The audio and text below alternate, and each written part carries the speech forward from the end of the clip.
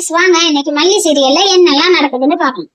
Lady inspector Deepika madam Rajeshwari எல்லாம் கூப்பிட்டு விசாரிக்கிறாங்க. எப்படியாவது அளவுக்கு உண்மையை கண்டுபிடிச்சிருப்பாங்க அப்படின்னு சொல்லி நினைச்சா மறுபடியும் மல்லி மேலேயே ரிவெஞ்ச் எடுத்து மல்லியை அரெஸ்ட் பண்ணணும்னு கிளம்பி வர்றாங்க.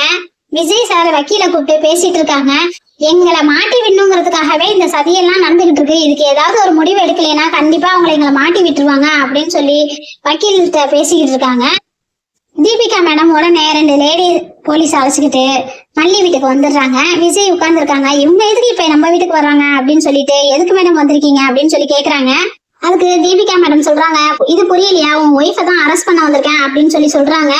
இப்பதான் கோர்ட்ல ஜட்ஜ்மெண்ட் ஆகி நானே வீட்டுக்கு வந்திருக்கேன், அதுக்குள்ள என் ஒய்ஃபை அரெஸ்ட் பண்ண வந்திருக்கீங்களே, இது உங்களுக்கே நல்லா இருக்கா அப்படின்னு சொல்லி கேக்குறாங்க. இன்னொரு பக்கம் ராஜேஸ்வரி பார்த்துட்டு மௌனமா சிரிக்கிறாங்க. அவங்களுக்கு சந்தோஷமா தாங்க மல்லி அரெஸ்ட் பண்றது.